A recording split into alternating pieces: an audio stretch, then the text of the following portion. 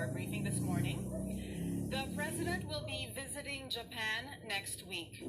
Japan is one of the Philippines' only two strategic partners. It is an important trade and investment partner. And to tell us more about this, we welcome Department of Foreign Affairs Assistant Secretary Neil Imperial of the Office of Asian and Pacific Affairs. Thank you very much, Ms. Daphne Paez, at magandang umaga sa inyong lahat.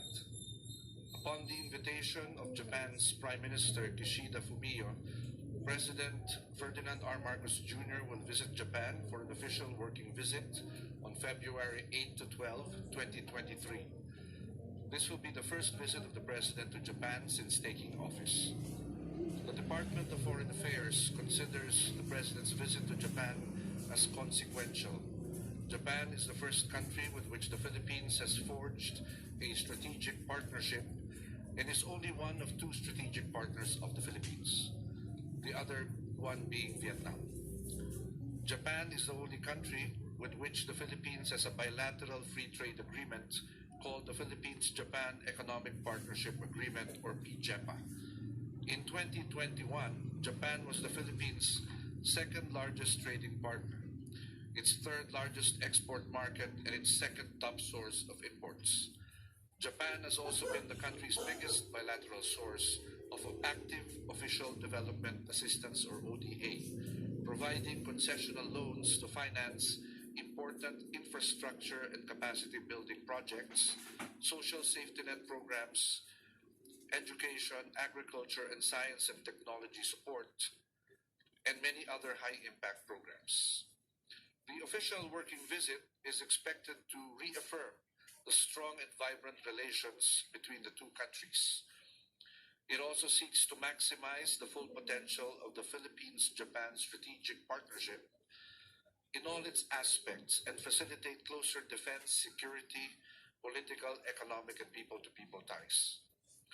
During the visit, we anticipate the signing of 7 key bilateral documents or agreements covering cooperation in infrastructure development, defense, agriculture, and information and communications technology, areas that are in the President's priority agenda.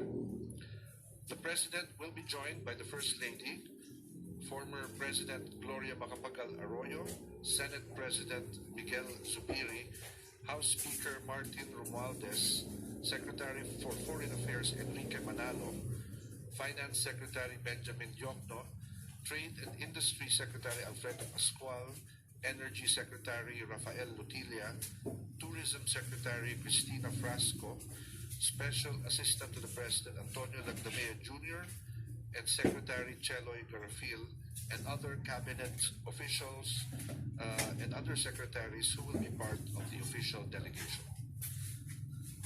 The President will depart Manila in the afternoon of February 8 and will arrive in Tokyo in the early evening.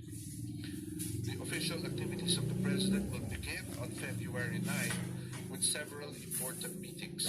The President will meet Japanese Prime Minister Kishida Fumio, his host, and it will be the second face-to-face meeting between the two heads of government in less than 5 months after their first meeting at the sidelines of the United Nations General Assembly in September last year. The bilateral meeting will be followed by a working dinner hosted by the Prime Minister. Both leaders will discuss a broad range of bilateral and regional issues to further strengthen the two countries' cooperation in the second decade of their strategic partnership. The President and the First Lady will also be given an imperial audience with Their Majesties Emperor Naruhito and Empress Masako at an unspecified date and time. Commensurate to the strong economic ties between the two countries, a large business delegation will be joining the President's trip. Roundtable and business meetings, business calls on the President, and a business seminar will be held on February 9 and 10. The President will also witness the signing of several business deals. In his commitment to enhance the global competitiveness of Filipino seafarers, the President will also be meeting with CEOs of Japanese shipping companies and associations to advance partnerships with Philippine stakeholders in maritime education and welfare programs for our seafarers. And on the morning of his departure on February 12, the President will be meeting with more than 1,000 members of the Filipino community in Tokyo. The President will depart Japan for Manila after the PhilCom event and will arrive in Manila in the evening. Thank you very much, Asik Imperial. I believe we have some time for some questions, and we are actually joined by the DFA press corps via Zoom, and they had sent some questions. Are these the questions that you gave me? Okay. From Ms. Celerina D. Monte of NHK, will there be any security cooperation agreement that the two countries will be signing, and if so, what could it be? Well, thank you very much for that question. We are expecting the signing of an umbrella terms of reference on humanitarian assistance and disaster relief, or HADR cooperation. This will be signed by the Department of National Defense and the Ministry of Defense of Japan. Yes, Japan has been a very important partner in providing assistance in relation to disaster relief, and we certainly welcome this agreement once it's signed. And aside from this agreement, there are other important agreements that perhaps worth mentioning. The Secretary of Foreign Affairs will be signing an exchange of notes with regard to loan agreements on infrastructure, namely the North-South Commuter Railway from Malolos to Tutuban and the North-South Commuter Railway extension to Calamba, from Malolos, Bulacan to Clark International Airport and Tutuban to Calamba, Laguna. This will involve around $3 billion worth of loans that will be later signed also by the Department of Finance. Also, there is a proposed agreement on cooperation in the field of information and communications technology, which will be signed by the Secretary of Foreign Affairs on behalf of the DICT, because Secretary Uy will not be able to join the delegation. And finally, there will be a memorandum of cooperation between the Department of Agriculture and the Ministry of Agriculture, Forestry and Fisheries on agricultural cooperation. As you know, the President heads the Department of Agriculture, but his senior undersecretary will be the one to sign this agreement with his Japanese counterpart. Okay. Are there any questions from the floor? Okay. We have Joyce Balancho of ABS-CBN DCMM. Sir, baka na may additional details ka po on the agriculture cooperation, memorandum of cooperation. Meron po ba tayong na-expect na, for example, exportation of Philippine products to Japan? Ganun klase po. Well, under PJEPA, we are already exporting a lot of agricultural products to Japan. Hopefully, this visit will result in more exports of agricultural products to Japan, especially our bananas and Hass avocado, which we hope will gain better market access in the Japanese market. Thank you. There's another question here from the DFA press, also from Ms. Monte of NHK. Is there any communication from the Japanese government regarding the Luffy case? And will it have an effect on the President's visit to Japan? Is there a likelihood that the deportation issue of the detained Japanese nationals in the Philippines be discussed during the President's bilateral meeting with FM Kishida? This matter is being handled by the Department of Justice.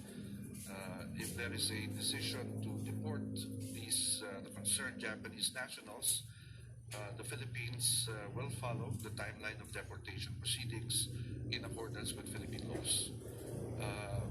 And we feel that this is totally unrelated to the visit of the President. This is a consular matter being handled by the Department of Justice and the Japanese embassy here, and our embassy in Japan with the Ministry of Justice of Japan in Tokyo. So we don't think it will affect in any way the visit of the president, and we do not expect it to be raised during this meeting with his counterpart. Thank you. Any further questions? I think we're good. Well, one more. Okay, Joyce again from ABS-CBN. Sir, after Japan, what will be his next trip abroad? I'm sure Malacanang will announce it once the calendar has been finalized for his next overseas visit. Hi, Sir Malam. Ian Cruz of GMA News. Sir, I know this is a sensitive issue, but the President raised the issue on comfort women during his visit in Japan. We don't expect it to be raised, but the position of the Philippines on this issue is that compensation claims by former comfort women is considered to be already settled, no, as far as the government is concerned. All war-related claims are deemed to have been settled by our 1956 reparations agreement with Japan. However, the government will not prevent private claims should such actions be pursued by victims on their behalf or on their behalf. So we will not stop, of course, the victims, because this is an atrocious violence against women during the war. But as far as the government is concerned, we have already signed that reparations agreement with Japan in 1956. Hi, sir. Good morning. Sir, Maricel Halili from TV5. Sir, just a quick follow-up about the business targets during the visit of the President. Do we have an estimate about the target or possible investment that we can gain from the visit? Well, judging from the size of the business delegation, we were told yesterday that there are already about 150 who have signed up to join the business delegation from the Philippines. And the number of meetings and business activities lined up for the President, we foresee a lot of business deals to be signed in various areas. And as for the estimated figure for investment pledges, we will leave that for the DTI to explain, especially after the business meetings. I'm sure you'll receive information about this after the business events on the 9th and the 10th of February. But the economic portion of the visit is equally important to this visit. And the President is devoting a lot of time in ensuring that we are able to attract more interest from Japanese investors and that we are able to sell more products for export to the Japanese market. Okay. If there are no further questions, this closes our briefing with Assistant Secretary of the Department of Foreign Affairs, Neil Imperial, of the Office of Asian and Pacific Affairs. Thank you very much, and we'll be